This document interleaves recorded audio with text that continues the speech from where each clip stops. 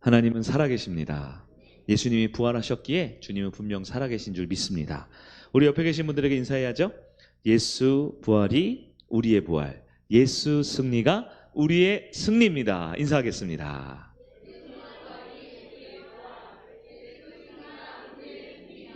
아멘. 네, 감사합니다. 오늘 제가 찬양할 때 놀라운 걸 봤어요. 첫째, 은찬이가 앉았어요. 네, 둘째, 우리 안순애 집사님 박수를 맞췄어요. 박수를 맞게 했어요. 대단합니다, 이건. 네, 언제쯤 맞추실까 했는데 박수를 딱딱 맞게. 원래 우리 이영란 권사님 정확하거든요. 한 번 소리셨는데 우리 안순애 집사님은 한참 젊으신데도 이 권사님이 한참 젊으신데 박수를 약간 혼자 엇박자로 하셨는데 오늘 딱 맞게 했어요. 제가 엄청 감동받았잖아요. 네. 은찬이 컨디션 괜찮아요? 네. 예, 그래도 졸리면 자도 돼요. 목사님도 초등학교 때 부흥회 가면 늘 엄마 무릎을 베고 잤던 것 같아요. 예, 늘 잤던 것 같아요. 예, 그래도 그게 좋은 거예요. 예, 그래서 목사가 됐잖아요. 엄마 부흥회는 다 가야 됩니다. 엄마가는 기도회 다 오고 자더라도 좀 자면 우리 은찬이가 그 기관지가 좀 약하대요. 아시죠? 그래서 좀 이렇게 조금 더 그 숨소리가 커요. 숨소리가 커요. 네. 큰 건 좋은 거죠. 숨 안 쉬는 것보단 좋은 거잖아요. 다 은혜로 하면 됩니다. 힘있게 하시면 되는 거예요. 좋습니다.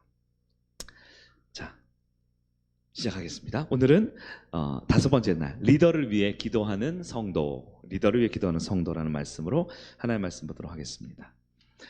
교회의 대표가 있죠. 담임 목회자가 있습니다. 오늘은 조금 우리 여러 리더들 중에 담임 목사에 대해서 조금 집중해서 말씀을 살펴보려고 하고 있어요. 네. 여러분, 교회 대표인 담임 목회자에게 가장 필요한 게 뭘까요? 가장 필요한 게 뭘까요? 네, 기도입니다. 기도. 우리 성도님들이 맛있는 식사 대접을 이렇게 해주실 때가 있어요. 우리 지지난주에는 우리 허기숙 권사님이 맛있는 편백 샤브샤브 이거 사주셨어요. 너무 감동적이더라고요. 근데 더 감동적인 건 지난주에는 우리 강성혁 형제가 우리 권사님들하고 청년들하고 다 맛있는 성원 닭갈비를 싸줬어요. 네, 아마 저만 있었으면 안 샀을 텐데 예쁜 자매들이 같이 있어서 사준 것 같기도 하고. 어쨌든 여러분, 목회자에게 맛있는 식사 대접을 해줄 때 제가 자꾸 배가 이렇게 커지긴 하지만 너무 감사하고 좋습니다. 또 목회자를 위해 여러 가지 말씀을 듣고 우리 조성근 성도님은요, 꼭 말씀 끝나고 오면요, 목사님 말씀 오늘도 잘 들었습니다 이렇게 하거든요. 처음이에요, 말씀 잘 들었다고 하는 분이. 그래서 제가 매일매일 기도하잖아요, 우리 조성근 성도님 위해서. 명절이 되면 또 목회자 또 힘내라고 이렇게 멀리서 선물 보내주신 분들도 있어요. 너무너무 감사한데요, 그래도 제가 생각하기에 목회자에게 가장 필요한 선물, 가장 필요한 것이 무엇일까? 1순위가 뭘까요? 네, 기도입니다. 2순위는 뭘까요? 기도입니다. 3순위는요? 기도입니다. 네.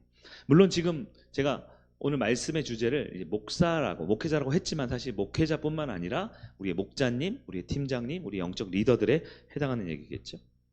영적 리더라는 삶은 하루에도 12번씩 산 정상에 올라가는 멋지고 영광스러운 삶을 살다가도 골짜기에, 깊은 그늘진 골짜기에 들어가는 게 하루에도 12번씩 마치 파도치듯 찾아오곤 하고요. 때로는 중간 과정 없이 산 정상에서 그냥 절벽 낭떠러지가 푹 꺼지는 것 같은 그런 낙심하고 어려운 순간들도 리더들에겐 찾아오게 돼 있습니다. 그럴 때 목회자를 위해서 가장 중요한 게 무엇일까? 네, 바로 기도라는 것입니다.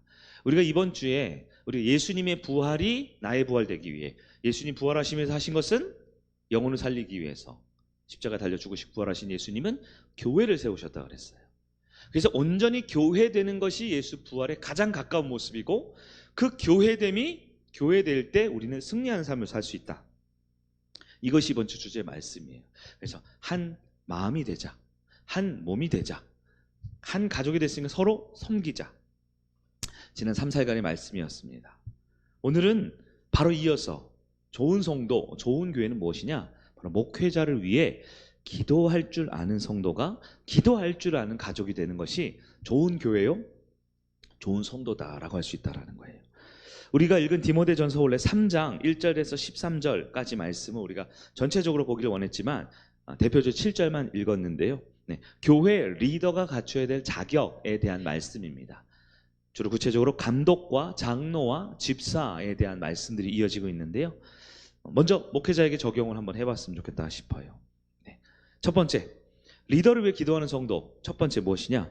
목회자의 설교와 말씀 사역을 위해 기도해 줄 수 있어야 합니다. 왜냐하면 목회자의 제 첫 번째 사명, 첫 번째 주어진 역할은 많은 것들이 있겠지만 그래도 성도님들에게 하나님 말씀을 대언해서 증거해야 되는, 선포해야 되는 역할이 가장 중요한 목회자 역할이라고 할 수 있어요.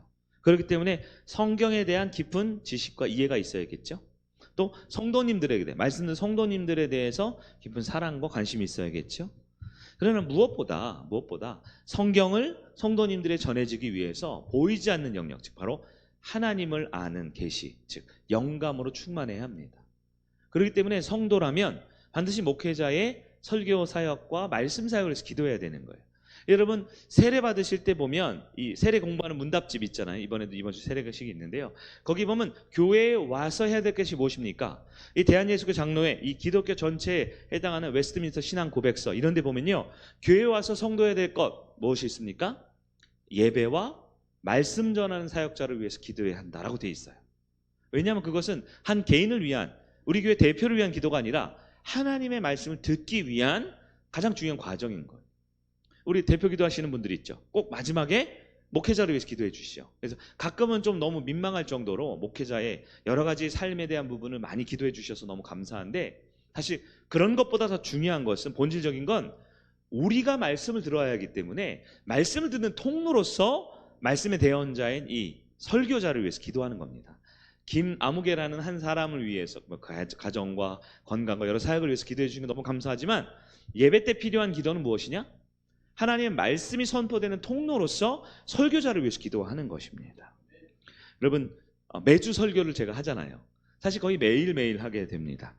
설교를 준비하는 사역이 있고요, 설교를 전달하는 사역이 있습니다. 쉬워 보이지만 이게 쉽지는 않은 거예요. 쉽지는 않습니다.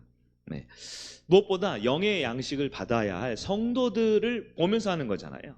그래서 유튜브 영상이나 인터넷 설교하는 거 보면 사실 쉬워요. 그거는 그냥 불특정 다수를 향해 정말 좋은 말씀, 네? 귀한 말씀만 해주시면 되잖아요. 예화도 넣고 뭐 이렇게 좋지요. 근데 한 지교회의 예배당에서 설교한다라는 것은 굉장히 영광스러운 일이지만 굉장히 고통스러운 일이에요. 왜냐하면 여러분 나중에 여기 경험하실 기회가 있을지 모르겠지만, 이렇게 설교를 하면요, 앉아 계신 모든 사람들의 눈이 동시에 보입니다. 그리고 고개를 살짝 돌리는 것도 보여요. 왜냐하면 영적인 시간이어서 그래요. 영적인. 그래서 조는 분들은 제가 별로 신경을 안 씁니다. 조는 분들은 오죽 피곤하면 그렇게 하시겠느냐. 네. 빨리 은퇴하시면 되죠. 너무 많이 주무시고 싶으면 빨리 천국 가시면 되죠. 이렇게 생각하고 있어요. 그냥 주님이 불러가시겠어요. 근데 예배 드릴 때 영적인 분위기가 굉장히 중요합니다. 그래서 성일교회에서 누가 설교를 제일 잘하냐? 어쩔 수 없어요. 예, 저기 있는 세계적인 설교자가 와도 여기서는 설교를 하기 어려워요. 왜냐하면 성도를 모르고 교회를 모르고 이 눈빛을 모르니까요.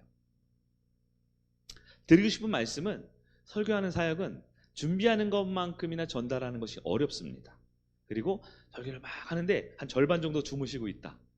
그럴 경우는 없어요. 저희 교회는 감사하게도. 그러면 어떻게 될까요? 설교자가 이걸 계속 해야 되나 말아야 되나, 과연 누가 듣고 있는가, 설교의 권위와 힘이 떨어지는 순간 정말 이 예배가 정말 너무 어려워지겠지요. 그렇기 때문에 어떤 상황과 여건과 성도들의 모습 가운데도 낙심치 않고 준비된 하나님의 말씀을 증거하기 위해서 목회자를 위해서 기도해야 하는 것입니다. 두 번째, 목회자의 삶과 가정을 위해서 기도해 주어야 합니다. 디모데전서 3장 5절 말씀 우리 함께 볼까요? 시작. 사람이 자기 집을 다스릴 줄 알지 못하면 어찌 하나님의 교회를 돌보리요. 네. 이 말을 뒤집어 보면 하나님의 교회를 돌보기 위해서 목회자의 일상의 삶과 가정과 자녀의 양육과 모든 삶에 있는 부분을 바로 서야 하는데요, 이것을 위해 성도님들의 기도가 필요하다라는 겁니다. 실제로 주변에 보면 이 가정에 있는 여러 가지 문제, 건강의 문제, 경제적인 문제, 여러 가지 삶의 이런저런 문제로 인해서 목회자가 흔들리거나 무너져서 교회 전체가 어려워지는 경우를 아마 들으신 분들은 많이 들으셨을 거예요. 심심치 않게. 왜냐하면 목회자의 가정과 목회자의 삶과 목회자의 개인의 건강이 너무너무 중요한데 그 이유가 무엇이냐? 그 이유가 바로 우리 가정이 중요하기 때문에 그래요. 우리의 건강이 중요하기 때문에 그래요. 우리의 삶이 중요하기 때문입니다.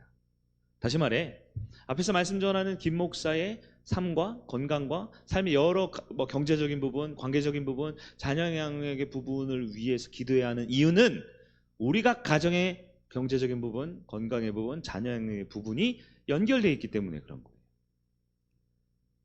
그래서 단지 제가 그냥 부탁의 말씀으로 저를 위해 기도해 주십시오 라고 하는 그런 개인적인 중보의 차원이 아니라 한 교회 공동체의 대표로 세워져 있는 한 목회자의 가정과 삶의 여러 모양들을 위해서 기도하는 것은 바로 우리 가정을 위해서 기도하는 것으로 연결된다는 거예요. 여러분 자주 예를 들었을 거예요. 비행기가 있는데요. 비행기 납치범 있죠. 영화 같은 데 보면 비행기 납치범 있잖아요. 납치범이 비행기를 납치할 때 제일 먼저 찾아가는 데 어디입니까? 네, 조종실이겠죠. 조종실 문을 빵 차고요. 총으로 엄짱마 둘 중에 어리버리한 사람은 빵 쏴 죽이고 한 명만 남겨놓죠. 비행기 운전해야 되니까. 네. 전쟁 중에 적군이 있습니다. 실제 전투가 벌어지면 적군에 있는 특전사라고 있어요. 특전사. 제일 빠르고 총 잘 쏘고 테러 잘하는 사람도 있죠. 적진 한가운데 가서 어디를 노립니까? 저게 사령부와 사령관을 노립니다. 왜요? 사령부와 사령관을 제거하면 어떻게 돼요? 리더십이 붕괴하기 때문에 그 밑에 아무리 천만 대군이 있어도 제대로 전투를 할 수 없는 것이죠. 자, 마귀가 한 가정을 무너뜨리고 한 목장을 무너뜨리고 한 교회를 무너뜨리려면 제일 먼저 어디를 찾아가겠습니까? 바로 리더의 가정, 리더 한 사람을 찾아가겠죠. 네. 그렇기 때문에 여러분 좀 부탁인지 협박인지 잘 모르시겠지만 여러분 가정이 평안하시려면 저희 김 목사 가정을 기도해 주셔야 돼요. 왜냐하면 비행기 기장, 전쟁의 사령관 또한 영적인 리더가 관계적으로, 경제적으로, 건강의 문제, 관계의 문제, 삶의 여러 가지 대소사의 문제 무너져 버리게 되면 리더를 잃은, 리더가 무너진 공동체, 목장, 교회는 그 목회자가 예를 들어 제가 건강의 문제로 늘 아파하고 늘 힘들어하고 제가 지금 허리가 좀 좋지 않은데 허리 문제로 늘 고통스러운데 성도님들 아프고 힘들고 허리 아프다는 거 기도할 수 있겠습니까? 그럴 수 있다고요 제가? 제가 만약에 지금은 여러 성도님들이 잘 섬겨주셔서 큰 문제는 없지만 경제적으로 빚이 3억 5억이 있어요. 네? 제가 빚을 갚아야 되나 빚 갚느라고 막 누구죠? 그 건달 같은 사람도 있죠? 사채 쓰는 맨날 찾아와서 김 목사 돈 내놔 이자 내놔 제가 돈 문제를 허덕이고 있어요. 그럼 우리 성도들의 경제적인 문제를 제가 돌볼 수 있을까요?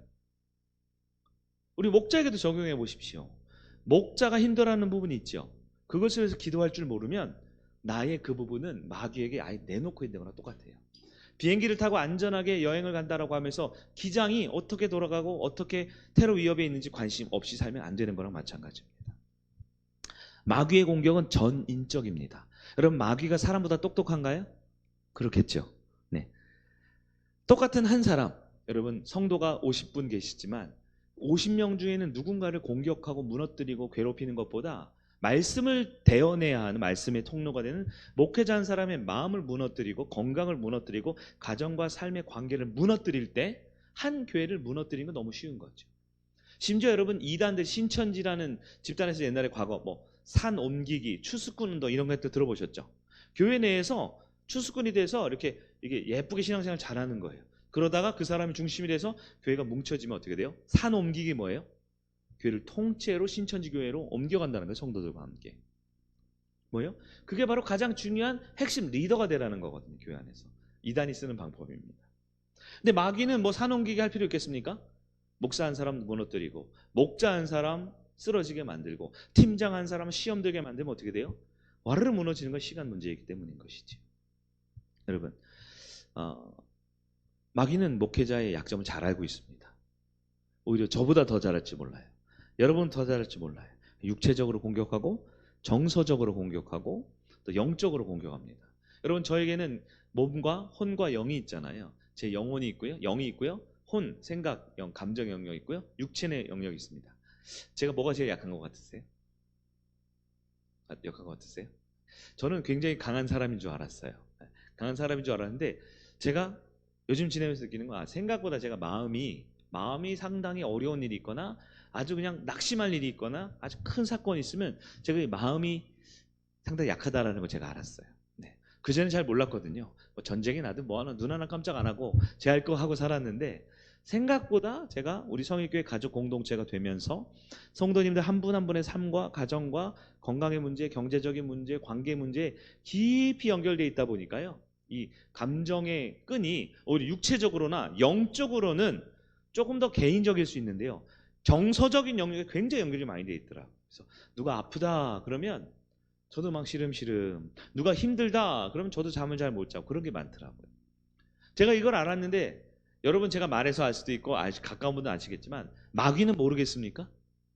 너무나 잘 알고 있겠죠. 마귀도 이 설교 듣고 있거든요. 유튜브로 들고 있기 때문에 잘 알 수 있을 거예요. 그렇기 때문에 어떻게 합니까? 목사가 마귀보다 강해져야 한다. 목사가 마귀보다 더 영적으로 탁월해야 된다. 여러분 사실 이 땅에 살아가는 우리로서는 불가능한 일입니다. 왜냐하면 여러분 한 사람과 사람과 동일한 저거든요. 목회자는 육적으로 영적으로 혼적으로 동일하거든요. 그죠? 하나님이 주신 사명이 차이가 있어서 어떤 사람은 오른손, 어떤 사람은 왼손, 어떤 사람은 오른발, 어떤 사람은 왼발 나뉘어진 것처럼 머리는 예수님 한 분이지만 예수님만이 머리지만 우리 모든 성일 가족 성도들은 각 지체인데 목회자의 역할은 뭐냐? 앞에서 말씀을 대언하는 역할일 뿐이죠. 똑같은 얘기입니다. 그렇기 때문에 목회자의 연약함을 안다면 마귀의 유혹 앞에 우리 목회자를 위해서 기도해 줘야 되는 거예요. 그것이 바로 우리 가정, 우리 목장을 지키는 방법이기 때문에 그렇습니다. 세 번째, 목회자의 사역적 역량 강화를 위해 기도해 주어야 한다. 제가 우리 청년들에게 틈만 나면 한 얘기가 공부를 열심히 하라는 거예요. 회사에서 승진을 잘하라고 제가 굉장히 압박을 많이 줍니다. 아마 엄마 아빠보다도 제가 더 많이 할 것 같아요. 취업 준비할 때 야무지게 하라고. 이왕 시험 볼 거 1등으로 합격하라고 제가 굉장히 푸시를 많이 합니다. 굉장히 인본주의적 목사 같은 생각이 들 정도로 그래 우리 청년들의 대부분은 저한테 살면서 이렇게 잔소리를 많이 하고 푸시 많이 하는 사람은 본 적이 없습니다라는 얘기를 많이 듣거든요. 왜냐하면 저는 우리 청년들이 행복하고 성공하길 바라거든요.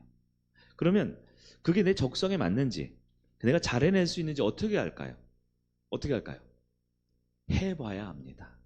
해봐야 알아요. 안 해보면 몰라요. 그래서 제가 제일 많이 하는 게 뭐예요? 해보라는 얘기입니다. 해보라고요. 해보면요? 우리 청년들 유능하기 때문에 해보면 대부분 돼요. 할 수 있어요.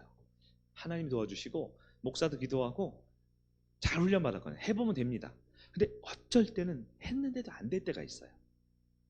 해보면 되지만 안 될 때도 있어요. 근데 더 놀라운 건 안 해보면 아무 일도 일어나지 않는다는 겁니다. 그래서 해봐야 돼요. 제가 담임 목회한 지 이제 4월이 다음 주 4월이잖아요. 제가 5월 달에 왔거든요. 5월 달 이제 7년이 거의 꽉 차갑니다. 7년. 네. 7년이 되면 원래 안식년을 가야 돼요. 안녕히 계세요 하고 한 1년 정도 하와이 이런 데 다녀도 됩니까? 안 돼요? 안 돼요? 너무 뻔뻔하신데 좀 보내주시면 안 될까요? 네. 그래서 제가 지금 기도하고 있는 게 우리 목자님들하고 팀장님들을 안식년을 보내줄 수는 없고 안식월을 좀 가져볼까. 제가 지금 기도하고 있거든요. 4월 한 달을 5월 달에 이제 새롭게 두 번째 7년을 준비하면서 4월 한 달을 안식월을 가져볼까. 제가 기도하는데 마음에 감동이 많이 있으면 좋겠어요. 지금 눈빛이 갑자기 초롱초롱해지셨어요. 나중에 선포하겠지만 그래서 우리 목장도 좀 안식월을 갖고 또 우리 사역팀 있죠. 지금 이제 오늘 설교 때 돼지가 안 나오잖아요. 그러니까 우리 미디어 팀이 갑자기 살이 찌는 것 같아요. 이렇게 생기가 돌아나요. 이게 자막이나 영상 같은 거 최소한으로 하고 여러분 요즘에 다 프린트아웃 돼 있죠. 그 종이에 설교 돼지랑 다 나와 있잖아요. 그거 보시면 되죠. 그래서 최소한으로 해서 조금 안식월을 좀 가져볼까. 제 마음에 감동이 생기면 할 예정이긴 한데요. 자, 해봐야 됩니다. 많은 사람들이 해보지 않고 노력하지 않으면 안 되는 거예요. 제가 7년 됐는데요.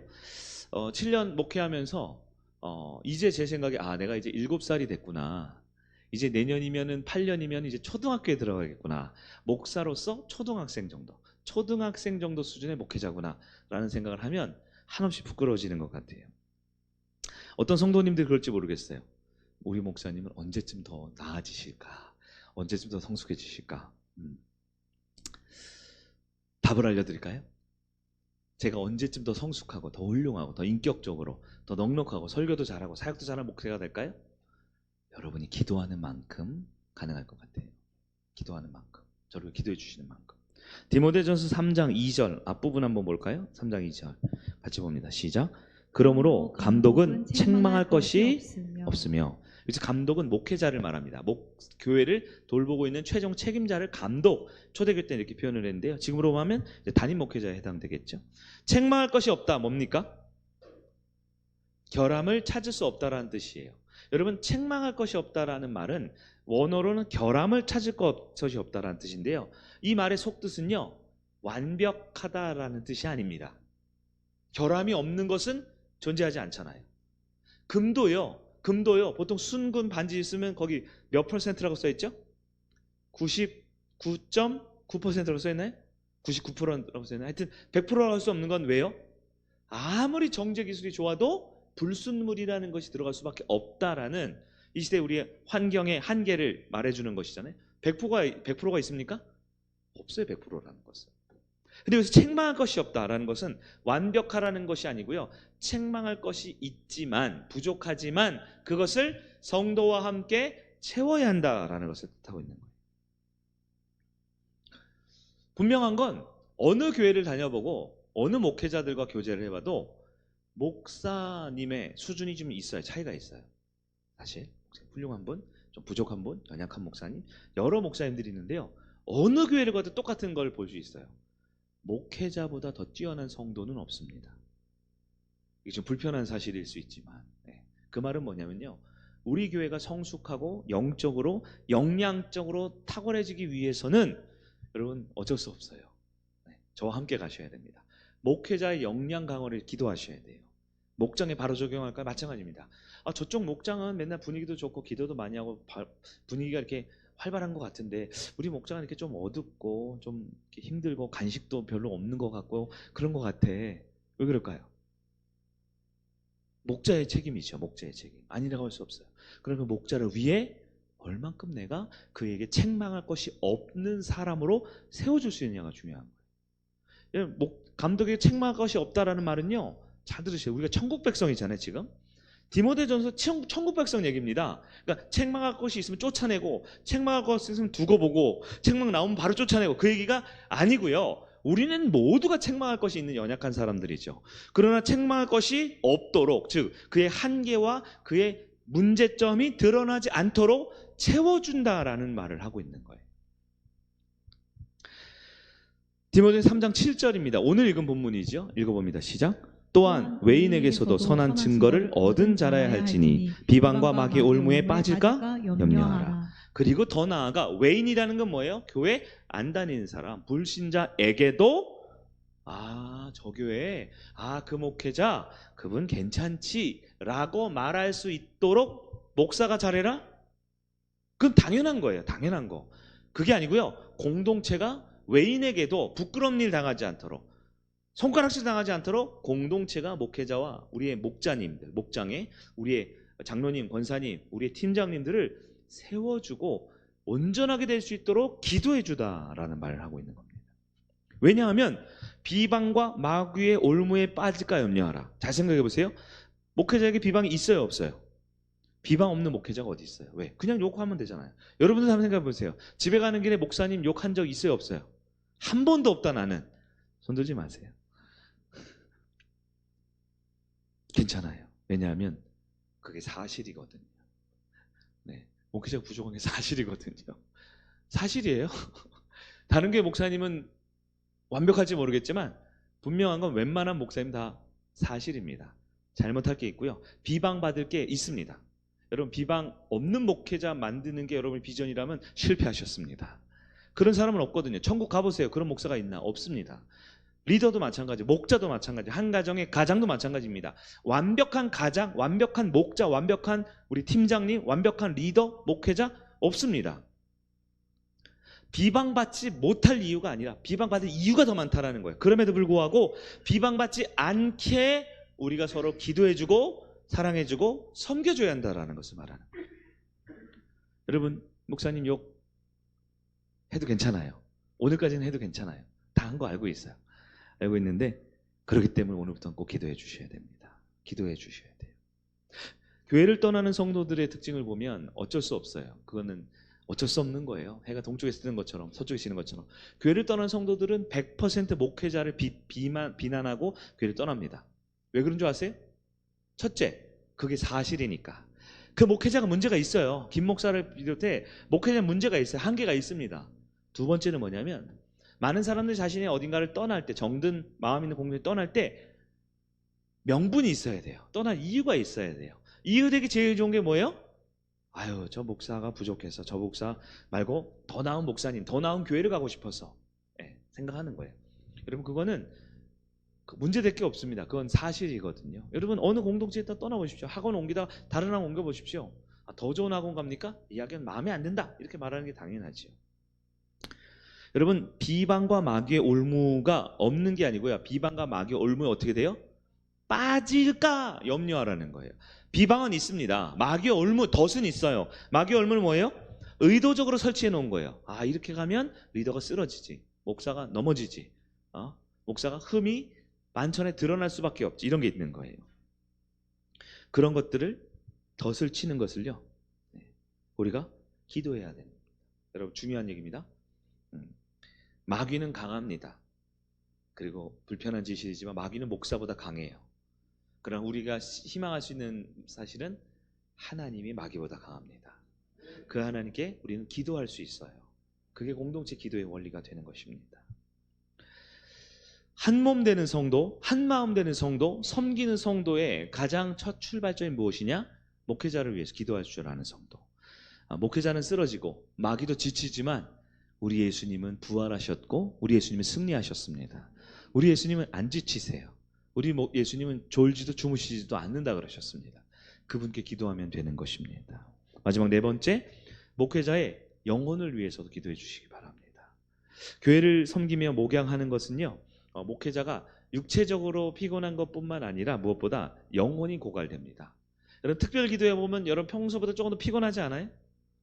매일 교회 오시는 분들이 있어요. 우리 수요일에도 오고 뭐 주중에도 오시고 금요일에도 오고. 그런데 특별 기도회 가면 더 피곤하지 않습니까? 그 이유가 뭐냐면 당연한 거예요. 육체적으로 내가 교회 오는 활동하는 시간과 에너지가 들어가는 것도 있지만 우리가 기도하는 때 영적인 공격이 있기 때문에 그런 거예요. 영적인 공격. 가랑비에 옷이 젖죠. 오늘 제가 뉴스를 보니까 오늘 원래 낮에 12시 1시쯤에 비가 오기로 했는데 아침 9시 10시부터 비가 아주 부슬부슬 내리더라고요. 여러분 사는 지역 어떤지 모르겠는데요.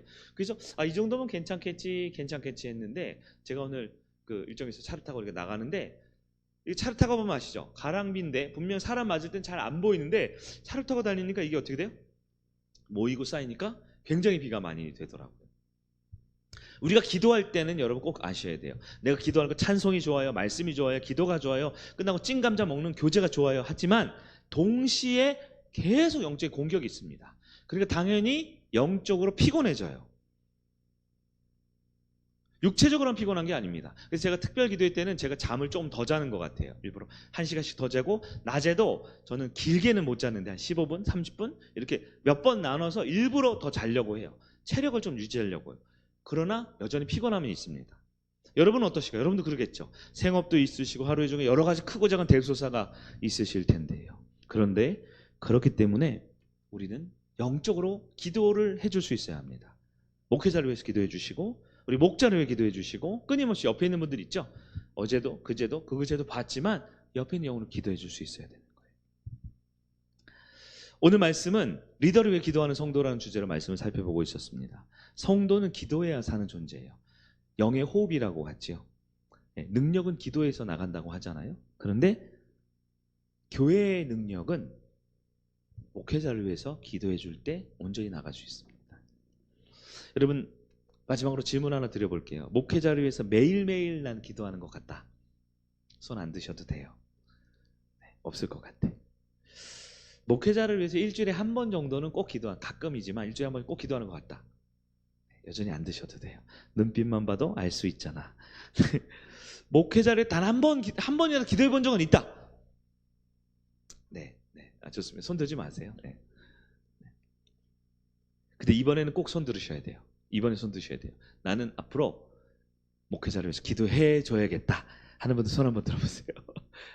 안 드시는 분들이 있네. 네, 좋습니다. 제가 한 3년 전에 말씀을 전하면서 1, 2, 3 기도라는 걸 특허를 냈어요. 제가 개발을. 기억나세요? 1, 2, 3? 하루 한 번 23초 동안, 하루 한 번 23초 동안 목사를 위해서 기도해 주십시오. 그때 다 한다 그랬거든요. 다 하신다 그랬어요. 근데 알고 있어요? 안 하신 분들. 네. 눈빛만 봐도 알 수 있잖아. 네. 이제부터는 하루에 한 번씩 그렇게 기도 한번 해주시면 어떨까 싶어요. 23초면 어떨까요? 될까요? 우리 반주 한번 해주세요. 반주. 제가 저 시간을 한번 또 볼 테니까요. 23초면 꽤 길 수 있지만 또 금방 지나갈 수 있는 시간입니다. 여러분 중요한 기도 제목이 많은데요. 너무 뻔뻔한 부탁일지 모르지만 이 교회를 위해서, 우리 가정을 위해서 드리는 권면의 말씀입니다. 지금 잠깐 23초로 드릴 테니까요. 기도를 한번 해봐 주시겠어요? 기도 내용 그거죠. 목회자의 설교와 말씀 사역을 위해, 목회자의 가정과 건강한 삶을 위해, 목회자의 사역적 역량이 더 강화되기를 위해, 목회자의 영혼을 위해. 우리 함께 23초만, 너무 길게 하시면 안 되니까요. 24, 제가 신호를 드릴게요. 지금부터 목회자를 위해서 한번 기도하도록 하겠습니다. 기도하겠습니다. 하나님 아버지, 주님께서 열심히 기도하고 주님께서 우리 가운데 잘 살아가셔서 변함없이 이 교회를 이끌어가시고 한 분 한 분을 세우셔서 주님의 뜻대로 주님에게 더 살게 하시니 감사드립니다. 우리가 한 사람을 위해서 기도하는 건 꾸준히 기도하는 거 쉽지 않지만 우리 삶에 하루에 한 번 목회자를 위해서 기도할 때 우리 공동체 목장이 건강케 주시옵소서. 아멘. 예수님의 이름으로 기도합니다. 아멘. 자, 설교가 끝난 게 아니고요. 설교 중에 있던 특별 활동이었어요. 지금 23초를 기도했습니다. 긴 거 같으세요? 할만하세요? 짧은 거 같으세요? 그래요? 네. 근데 이게 매일매일 하는 게 중요해요. 앞에 23초가 중요한 게 아니고 앞에 1이 중요합니다. 혹시 1년에 23초 하면 곤란하고요. 한 달이나 일주일도 안 됩니다. 하루에 한 번 23초를 위해서, 목회자를 위해서. 근데 제가 드리고 싶은 권면은 목회자를 위해서 기도해 주면 좋은데요. 여러분 목자를 위해서, 여러분의 가정에 있는 가장을 위해서, 네. 우리 교회 여러 팀장님들을 위해서 23초씩 기도해 주시면 어떨까 싶은 생각이 들어요. 말씀 한번 정리해 보겠습니다. 네. 마귀는 강합니다. 그러나 우리 하나님이 더 강합니다. 목사는 약합니다. 그러나 기도에는 능력이 있습니다. 네. 제가 지금 목사라고 계속 일부러 말을 했어요. 왜냐하면 목회자 한 사람을 위해서 기도할 수 없는 사람은 목자를 위해서, 마음에 들지 않는 사람을 위해서 중보 기도하기가 쉽지 않겠죠. 네. 그래도 여러분이 그래도 저를 존중해 주시고 목회자의 말씀을 듣고 같이 사역하고자 하는 마음이 있기에 이 자리에 계시죠. 목회자를 위해서 기도할 수 있다면 여러분 목자님을 위해, 우리 장로님을 위해, 우리 권사님들과 우리 팀장님들 위해서 기도할 수 있으리라 생각이 됩니다. 여러분 이번 한 주 우리가 정말 승리하는 한 주간을 위해 살아가고 있는데요. 정말 우리에게 속한 영적인 리더들을 위해서 기도해 줄 수 있는 저 여러분 되시기를 주님의 이름으로 축복드립니다. 우리 함께 찬양하고 기도하도록 하겠습니다.